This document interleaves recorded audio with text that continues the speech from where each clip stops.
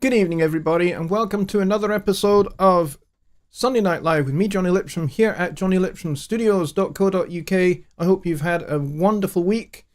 It's been a pretty good one here for me too. I hope everybody is doing well. So right here we are on yet another episode of Sunday Night Live. And we're already into September. Can you believe it? That's mental. This year has gone so fast, and here we are in September, and I tell you what, today it's been gloriously sunny and definitely hotter than you would normally expect for September in Scotland. It's like 24 degrees Celsius here today, which is pretty warm. It's been a pretty cool weekend for me, so I hope everybody has had the same, a pretty cool weekend. You are probably wondering why the Personas t-shirt. Well, tonight, instead of the usual after show party, which was something that we normally do after show on either the Wednesday show or on a Sunday show, tonight we are all heading over, and you are all invited to come along too. We're heading over to the New Orleans Studio One meetup on Zoom. Somebody will post the link to that shortly. One of my moderators will do it, and that's where we're all going to head after the show, and I'm going to be hosting it on behalf of Billy Morgan for a wee while, and then Mike Johnson will be co-hosting with me as well, so he will take over at some point, because it's way late into the night for me here, and I have to do my day job at Personas on Monday, so for you guys in the United States, it's a long weekend. It's Labor Day for you guys. So the US office is closed. But the Personas Scotland office, that's right here. This is the Personas Scotland office, by the way. And our office over in County Cavan, Ireland, will be operational, as will be the folks over in Hamburg in Germany. Our software development and QA team. They are over there in Hamburg, so they will be working. I'll be working. The Ireland office will be working, but the US office will be closed. So if you are planning on making a call into the main Baton Rouge office, you'll get no answer because nobody will be there. Okay, so if you have a technical support issue with either a hardware product or a software product made by us, then please do make a support ticket from your my.personas.com account, and one of the Ireland guys will get to you, and they'll help you out. They are a superb bunch of guys. They will get you squared away. All right, so with that said, we got a couple of really great questions to start the evening with. Ruck Lens was the first with the first question. And I believe he goes by the name of Rock Tees over in Facebook land. But before we get to his question, let's see who's here tonight. We have Rock, as I said. We got Boris Dancy, who has the second question. And we got Just Bob here as well, who is saying, smash that like button. Yes, please. Hit the like button. We got 16 people watching just now. It'd be nice if we have 16 likes as well. That would be very, very helpful to me. And if you come in and you are new to the show, you've basically never seen what I do before, please hit the subscribe button and give it 5 minutes and you'll be able to ask your question in the chat. Chat rules, pretty simple. Be nice. Don't bring religion or politics into the chat, because my moderators will delete your posts if you do.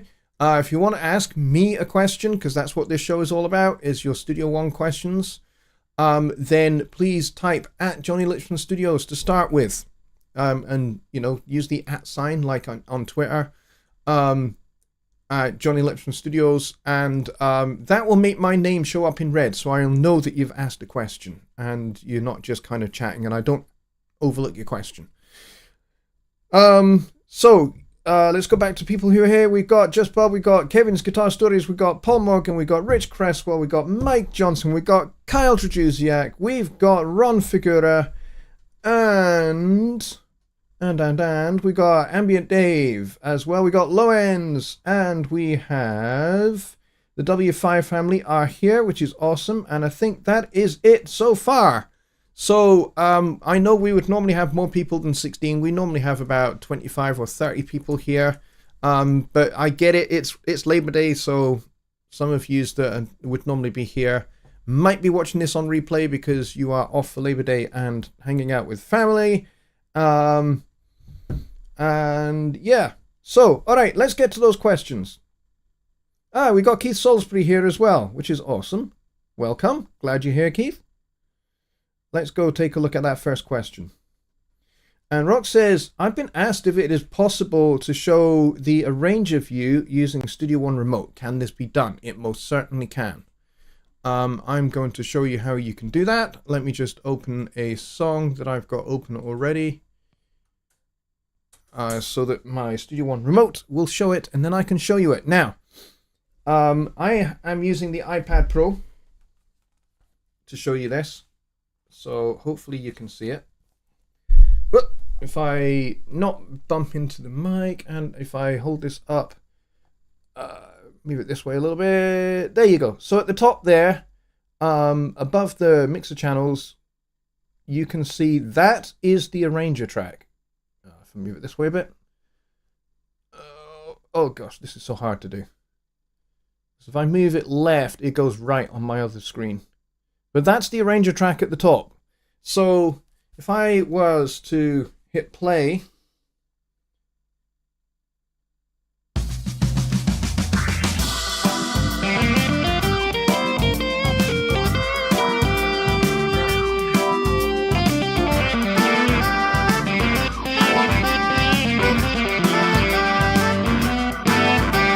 everything's against me, my back against the wall.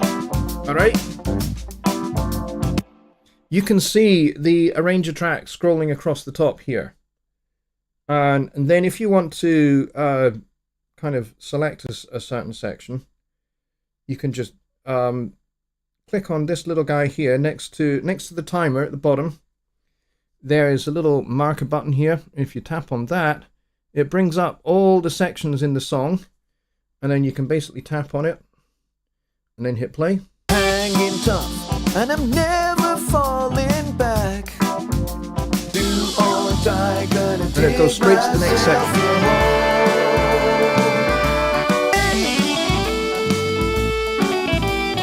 And the solo section is in red at the top there.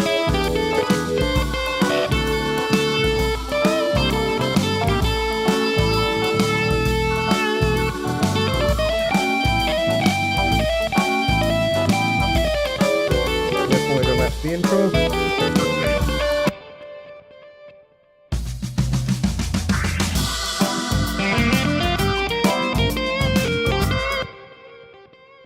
There we go.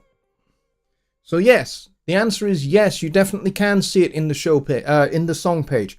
However, where this really comes in handy is if you have a song that is in the show page and you've used the arranger track in that song.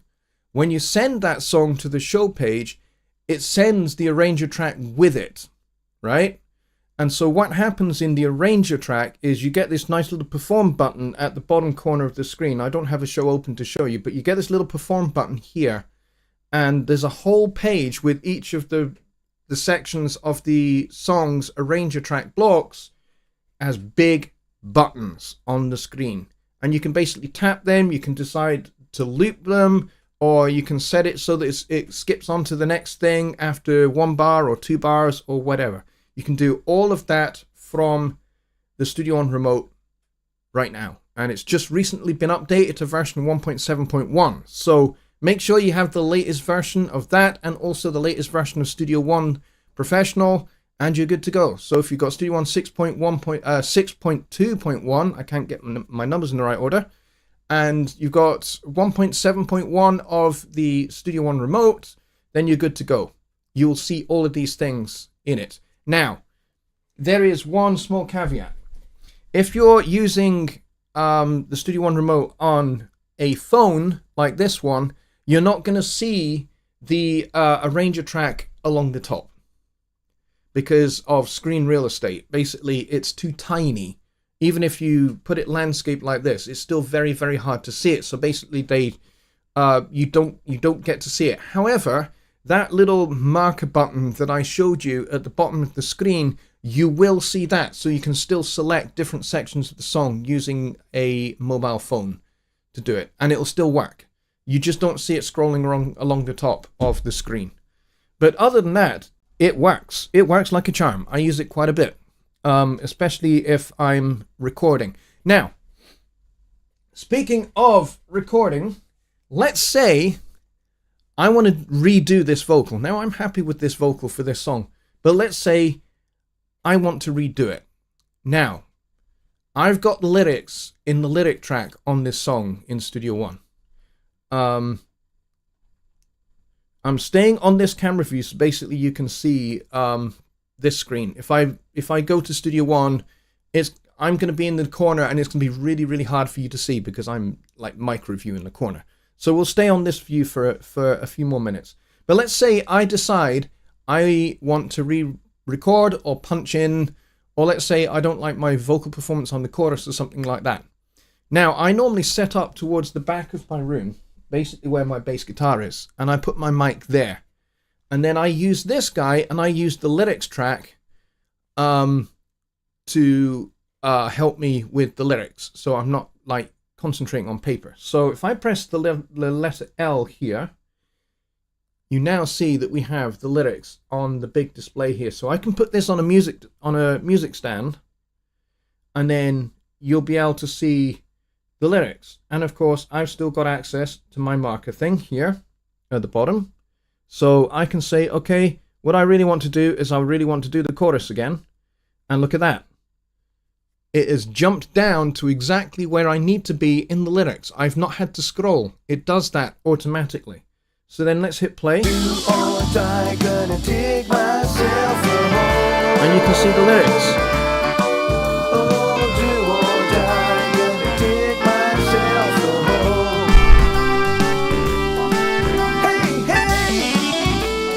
Okay, now we're into the guitar solo.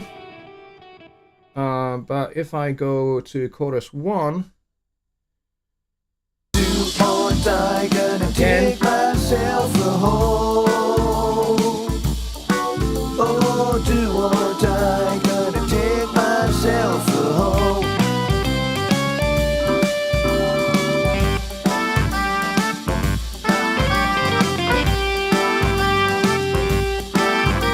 Now I'm hanging tough, and I'm never falling back. And you can see there how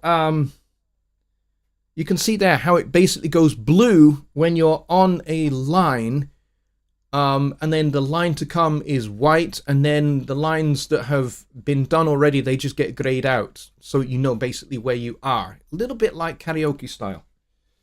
But there you go. That's kind of some of the really useful functionality that you get with the Studio One remote. It is now incredibly powerful, much more powerful, I think, than it has ever been in its history previously. But I hope that answers that question. Rock says, I think he was wanting to see all tracks, so I get it, not the same type of view as in Studio One Arranger. Well, I mean, the Arranger track in Studio One itself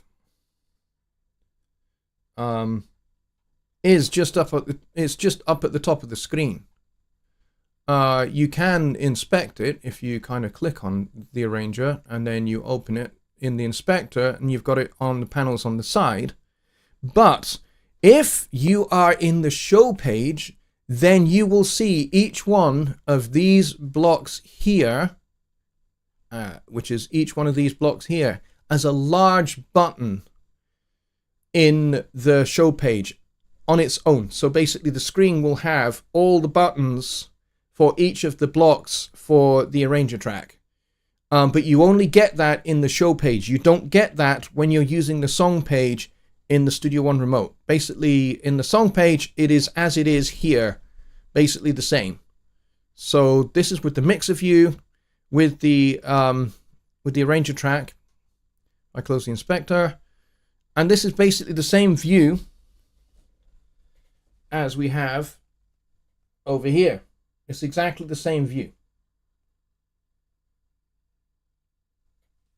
But if you're using the show page, you get all of the buttons for that particular song on which, and all of those buttons will fill the screen. Let's see, do I have a show where I can demonstrate that? I'm not entirely sure that I do, but I'm going to go and look. Let's go to shows. I don't know that this one has it.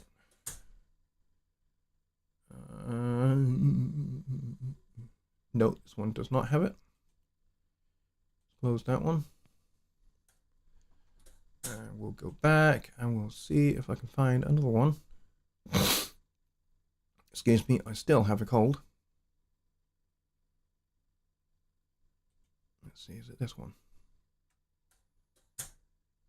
Let's go and see if I've got the arranger track here. No, not in this show either. Close that one. No. Over here. Let's try this one.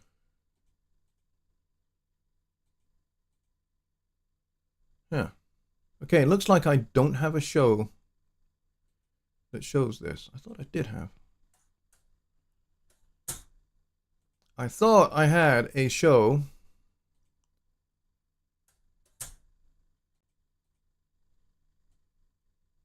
Ah, here we go. Here we go. I found a show that does what I want it to do. All right, so I'm going to show you this. So if you look at the screen here, this is the show page, and this is the song that we've just been listening to. And I have intro, verse, chorus. I've got all of my arranger track views there, and that's because I've got the arranger track set here. This is open. Also got the chord track open, but we're not really using that right now. But now, if I go back to the lounge view for a second, if I show you on the iPad here, at the bottom, if I can show you it, over here, there's a little arrow, which is just above my finger. This way. There we go. So just above my finger there, that is the button for displaying the show page view. If I tap on that, and if I tap on this, there we go, sections. This is what I'm talking about. So there's the sections for this song as I was describing. So now, if I tap any of these, it will play from that point.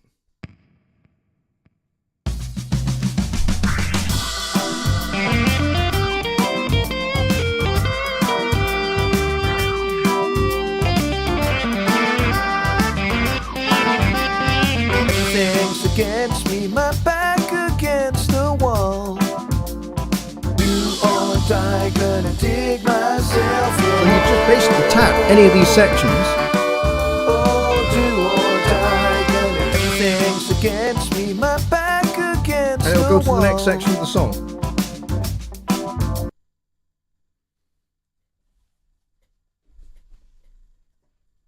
Let's see. Mike says, "Are you wanting the mixer off and to see the tracks in the view for a song in the show in the Studio One remote?" If the answer to that is yes, then you won't see that because you don't see the tracks.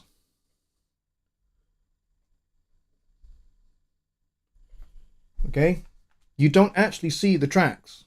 You only see either the mixer view, the lyrics view, or the macro controls. That's all you get. You don't actually see the tracks that you see with the mixer off. If I turn the mixer off in Studio One,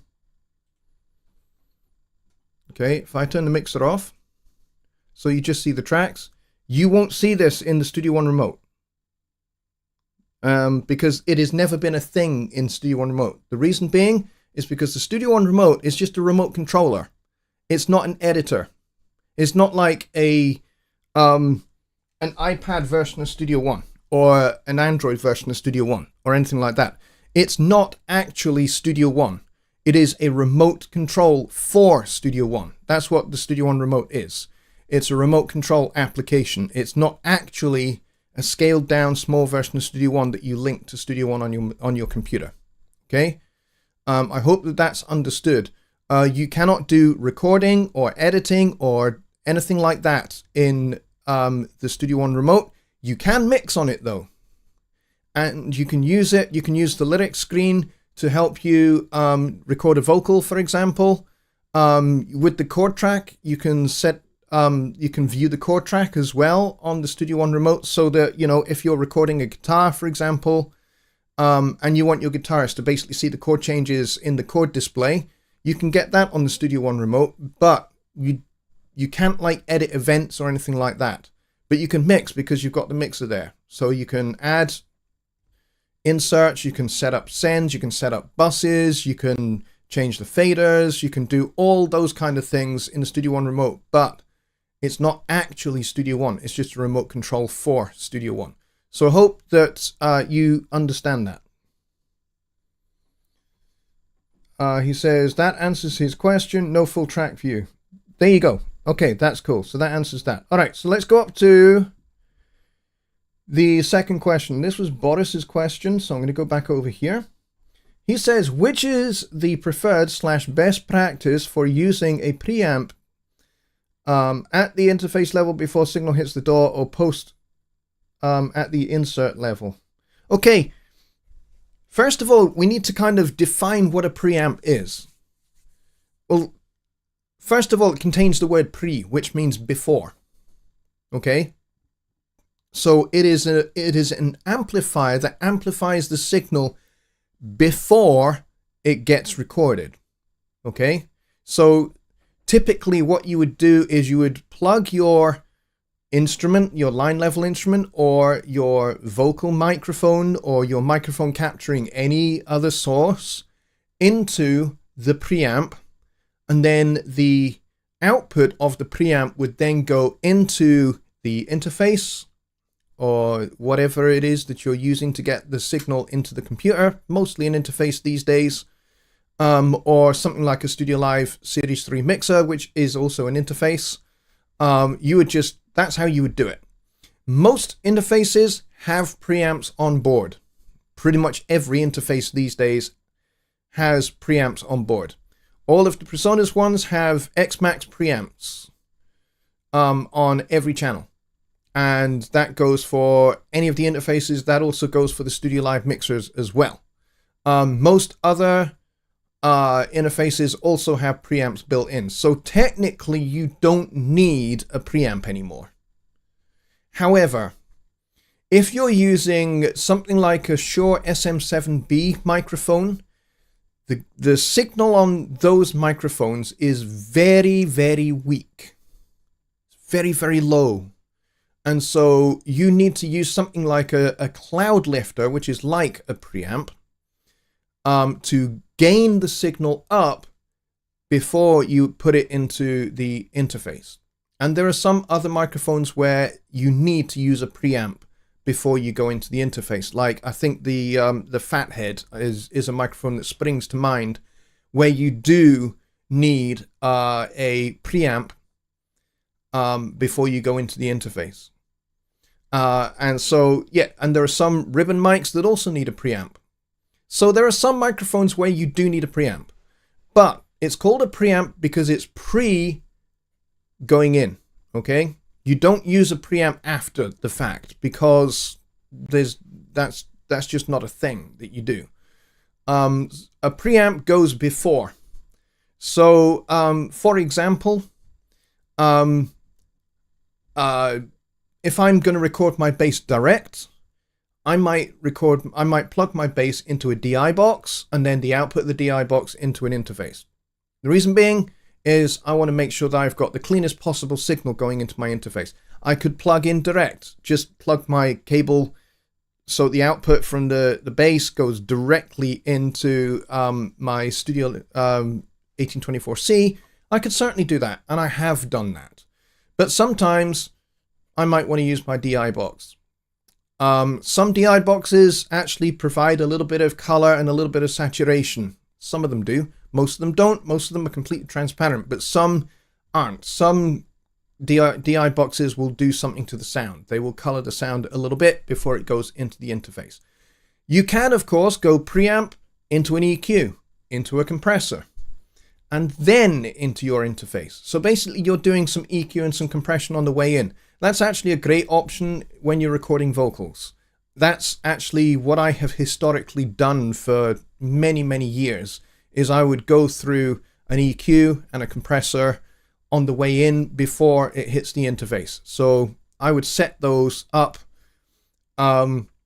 before I actually start recording. I would dial in my EQ settings, I would dial in my compression settings, and then I would hit record and make some test recordings, revise, adjust, until I'm happy with the signal, happy with how it sounds, and then I will actually record for proper. But here's the thing with that.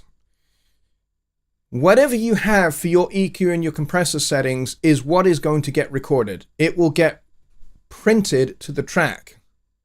So it will get baked into your audio event, which means what you hear on playback is what you captured, what you recorded.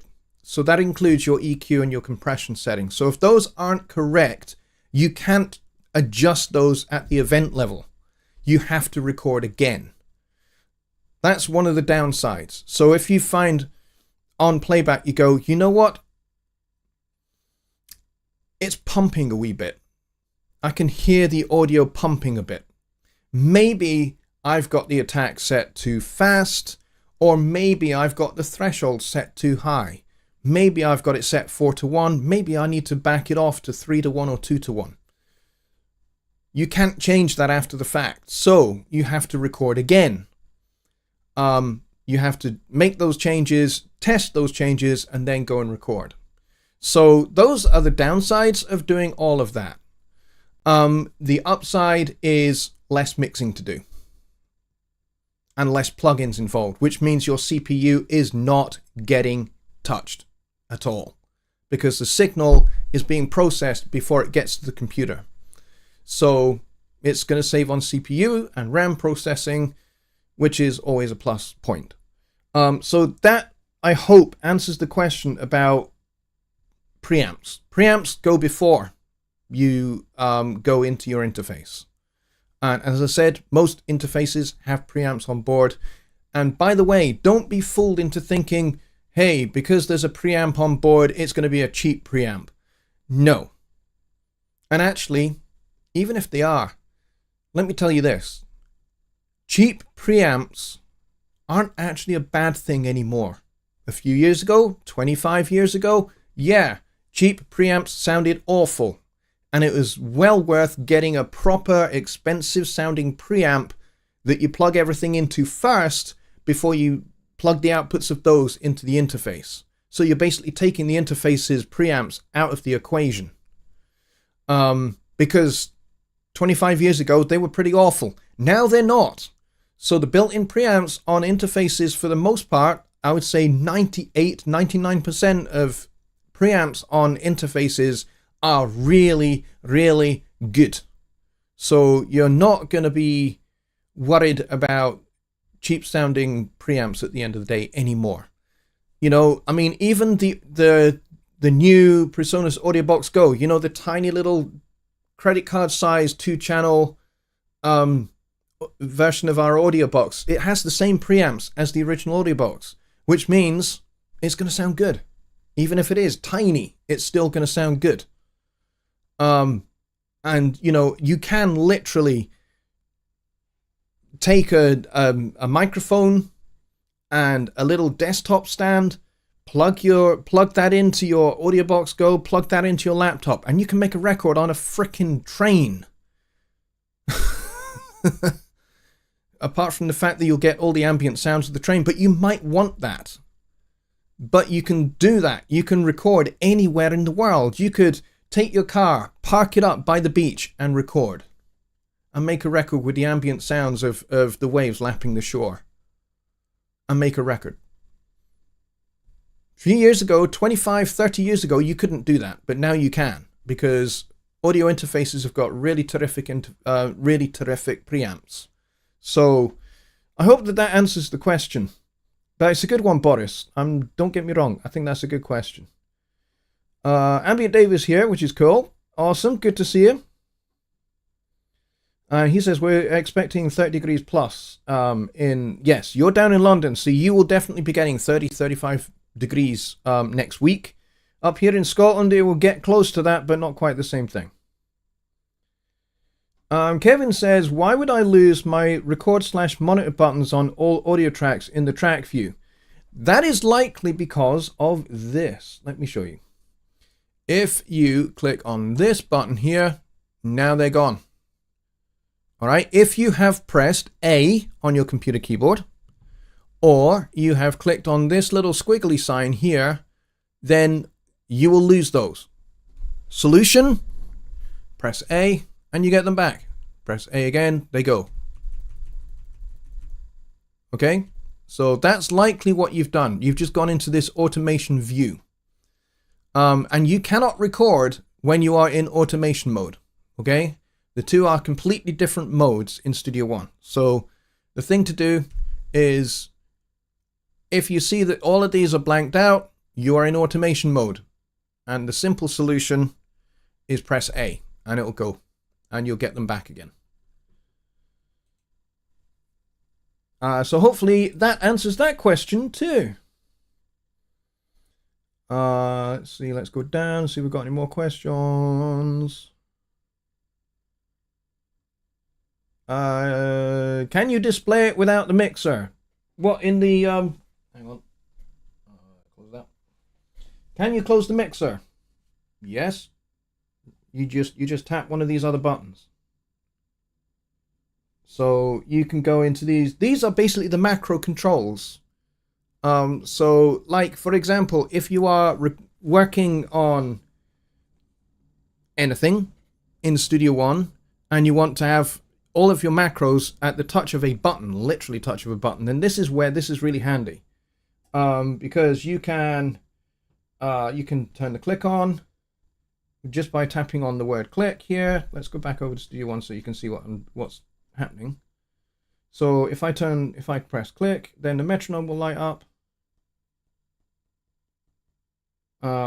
If I go to return to 0, and if I press start, if I tap click,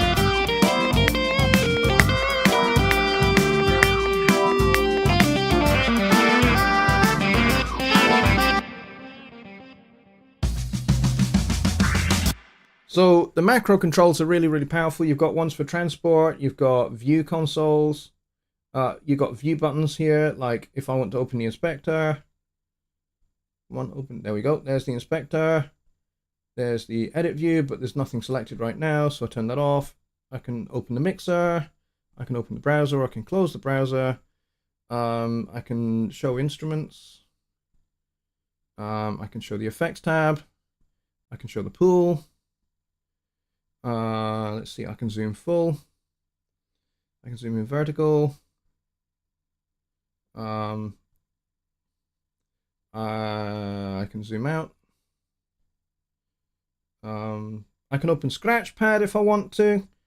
And in the console view, I at the drop of a hat, just by pressing one button, I can add an insert. I can solo something. I can add a bus for selected tracks. I can do all of that. There's loads of them. And then there's buttons for automation. There's buttons for audio. Buttons for instrument tracks. There's just all sorts of stuff here. And you can create your own. You can create your own buttons. There's a little edit thing at the end here, and you can just tap that and you can create a new button and assign it to one of these menus. And then you've got your own button for whatever you need. So it's pretty cool. But personally, I like to have it on the mixer view, just because that's my preferred view. Unless I'm recording, in which case I don't have that. But that's a good question. Just Bob says, back in the 70s, it was common to stack compressors to create a type of distortion for guitars plugged directly into the console. Can that be achieved with Studio One compressor stack? Yes, absolutely. Absolutely.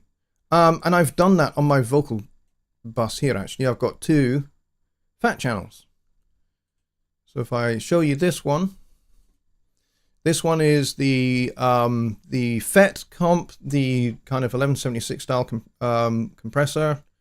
And then this next one is the tube comp, the LA2A style compressor. So I'm stacking 2 compressors, not to get distortion, but because I'm using the first one here. This is basically doing the bulk of the compression work. So because the 1176 is really, really fast, so I'm using that fast attack to really grab the peaks. And then I'm using this one to basically apply some smooth compression to the rest of the body of the signal. So the 1176 is basically just grabbing those peaks and compressing those. And then the tube comp, the LA2A style compressor, is nice and smoothly compressing the body of the signal.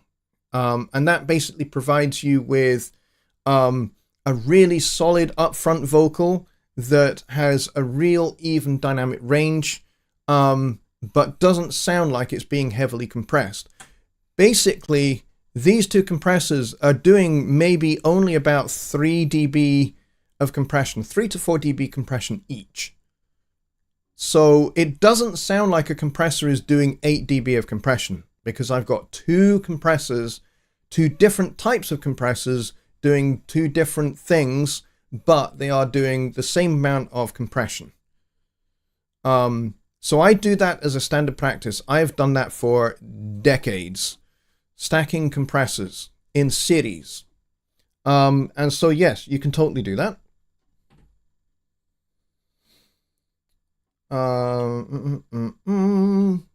Also been asked if there is a scrub type feature in Studio One 6. No, there is not.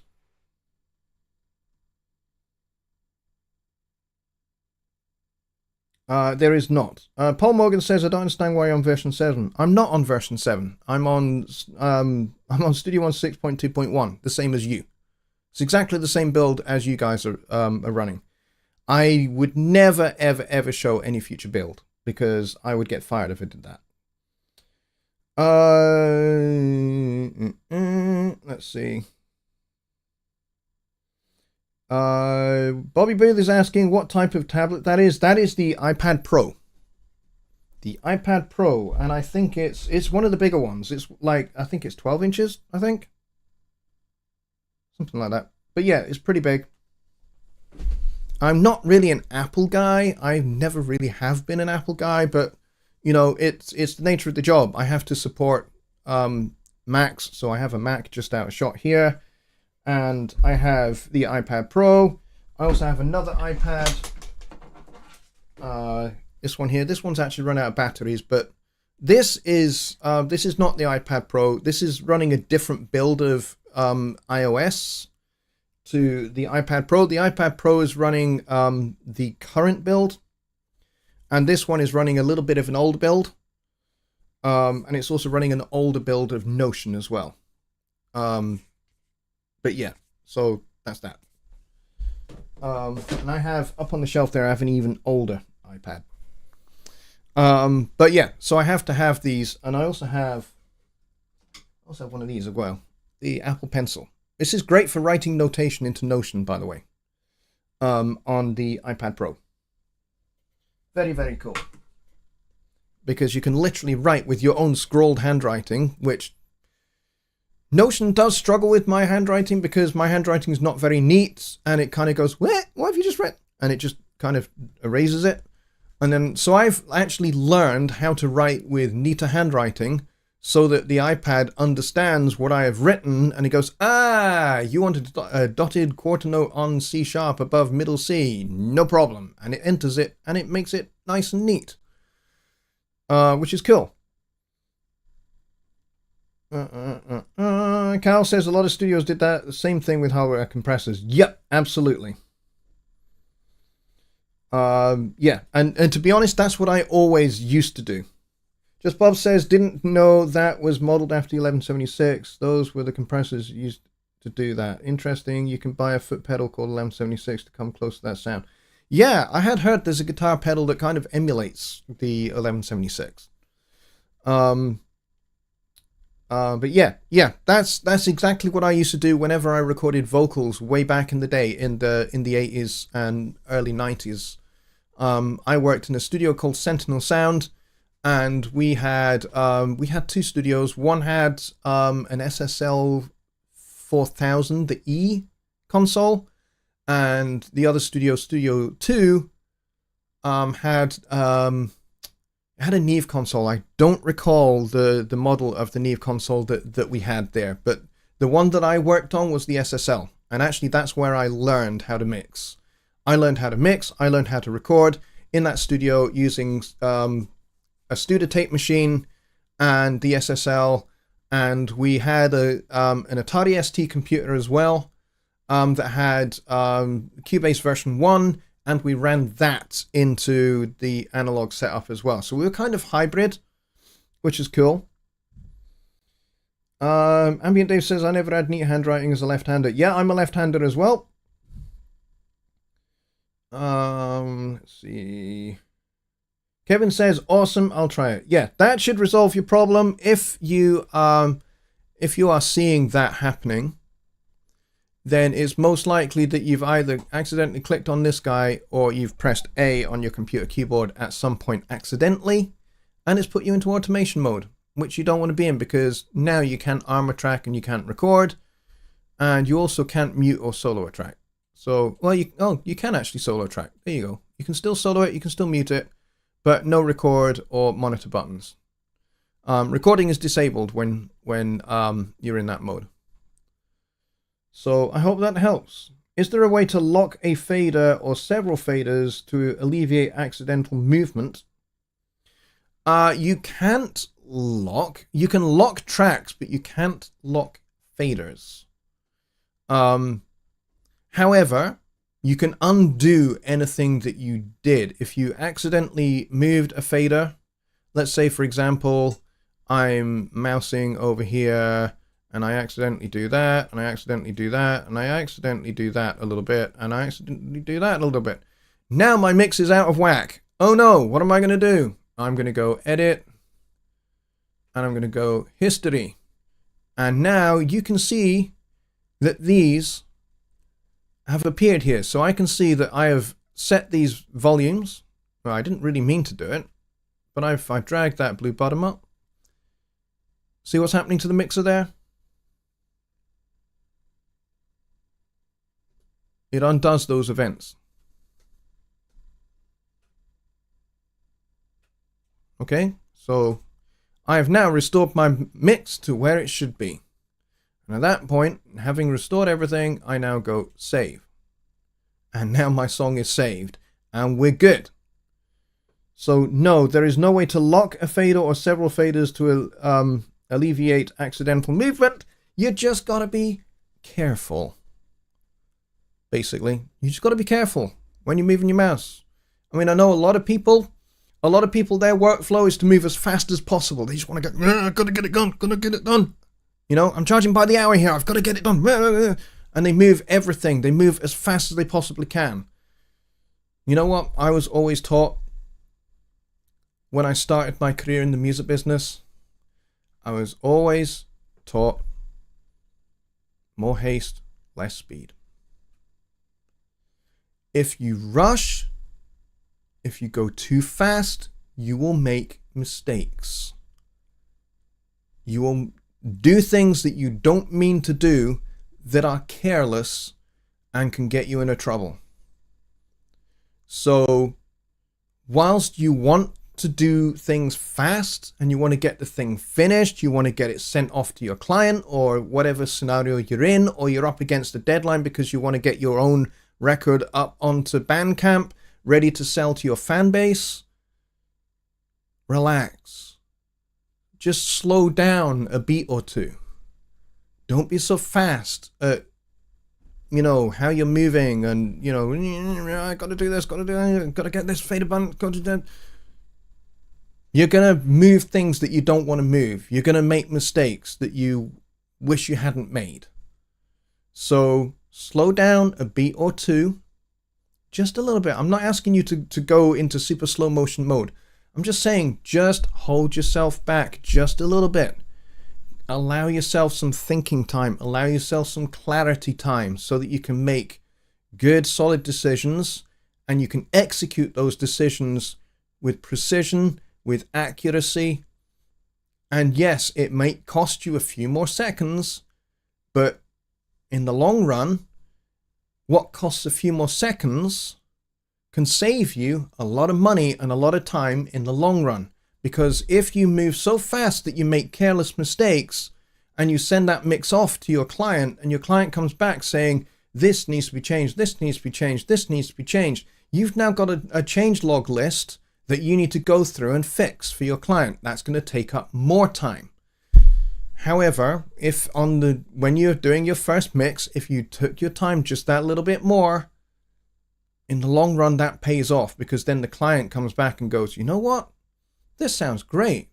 This sounds really, really great. This is it. We don't need to do another revision. When I first started mixing, I was like a bumblebee in a jam jar. I was flitting around trying to get things done as quickly as possible because it's like time is money, time is money, time is money. Got to get this done, got to get this. And you know what? Clients would start coming back to me saying, hey, this doesn't sound right. This doesn't sound right. This doesn't sound right. I go, oh. And so I would start doing revisions and that would take time. And then I'd send that back off to the client and be like, yeah, that's fine now. So I thought, what can I do to make sure that I nail my mix in the first draft, the first mix that I send to them? How can I ensure that that's the one that they like the most before we even start doing a revision? So I thought, okay, maybe if I just chill myself out a little bit, take just a little bit more time over executing this mix, let's see what happens. So I did. I started to go just that little bit slower, take that little bit more time over listening through the mix and making my decisions and then executing them with precision rather than speed.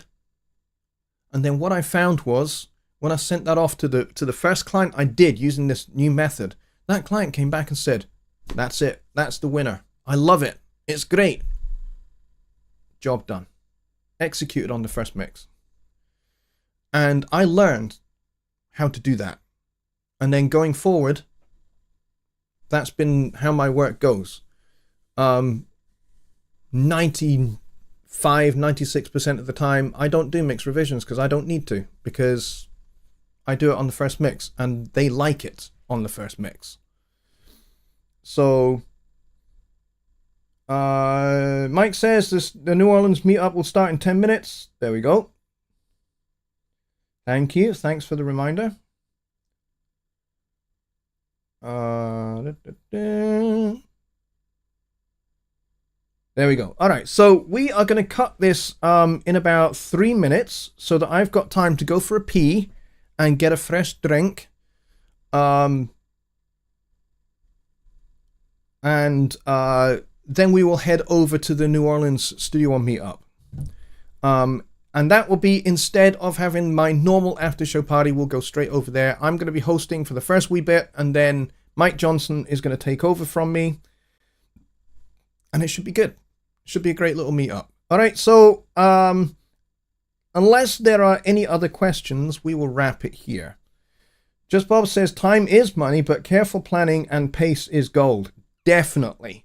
And, just going back to, talking about locking faders on the mixers so that you don't accidentally move a fader. You know, I've been using Studio One for 10 years, and before that I used Cubase for maybe round about 30 years. Yeah, maybe 27 years, I'm going to say. I don't recall the exact number. But it's round about 27, 28 years I used Cubase.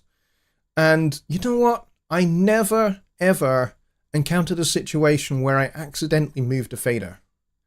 I did more likely move a fader when I was going super duper fast.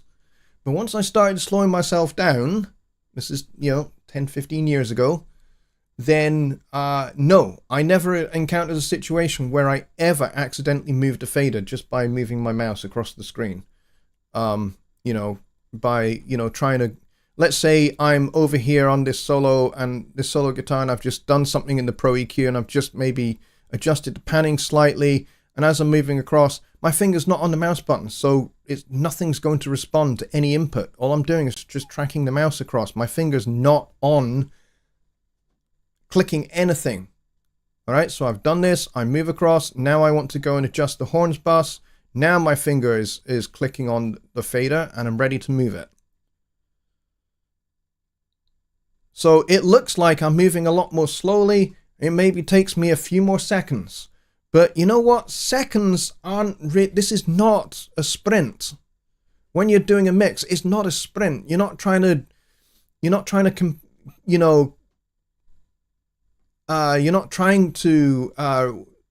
a 100-yard dash here. Music isn't a 100-yard dash. I mean, there are some funny videos out there. I'm going to finish with this. There's some funny videos out there where there's a bunch of people who have set this challenge where the challenge is to play through the chord changes, to basically play the whole arrangement of Coltrane's Giant Steps as in the shortest amount of time possible. And I think the current fastest time is 12 seconds. That's to play the head, to play one chorus of improvisation, the head again, and finish. Standard ABA format. But you have to do that at really ludicrously high tempo to do it. I think it's like 420 beats a minute. And you have to have it basically to make complete sense. Does it sound musical? No. It really does not sound musical. It sounds awful. But it does accomplish making Giant Steps last 12 seconds. Is that something that you are going to enjoy? No. Nobody's really going to enjoy that. Yes, it's a funny thing to do as a challenge on a video. And, a lot of people are going to watch it and laugh at it and think, oh, that's really fun. You've made that song last 12 seconds. You could do the same with, that Rick Astley song, Never Gonna Give You Up. Speed the whole thing up, shorten everything, cut all the corners, and you can play it in about 20 seconds. Is it musical? No. So this isn't a race. When you're completing a mix, it's not a race. It's about accuracy. It's about precision. It's about attention to detail. You can't do attention to detail if you're flying through at 90 miles an hour. Slow yourself down to, instead of 90 miles an hour, try going at 65. I think your mixes will thank you, and the people that you work with will thank you as well. Personally. That's my personal view. Feel free to discuss and debate, but, is it better to mix really, really fast and get the job done, get out the door as fast as possible? Or is it better to kind of take your time a wee bit and get the best possible balance and the best possible overall sound that you can deliver to your client and nail it first time so you don't have to do any revisions? That's the balance. That's the question you got to ask yourself. There we go. We will finish it there. The advent of color coordinating groups has limited fader movement for me. Can't out tape on a monitor to mark your spot. Yes, there you go. Can't put tape on a monitor to mark your spot.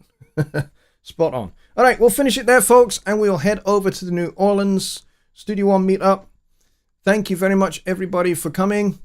This has been a lot of fun, and you guys are great. You've asked some really, really great questions. So I will see you over there, and if you're not going to come and join us, I'll see you on Wednesday for Songwriting Simplified. Have a good week. Good night.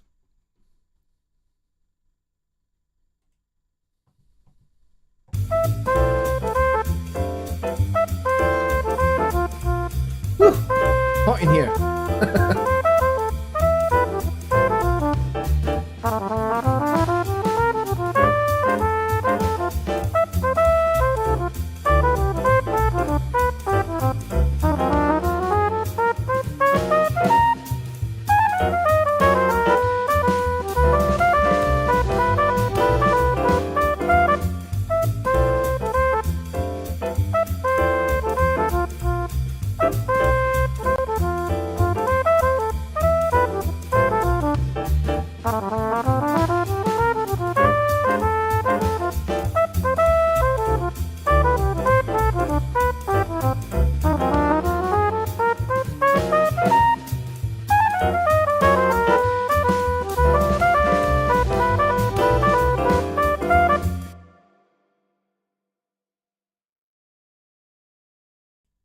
New Orleans, Studio One meet up now!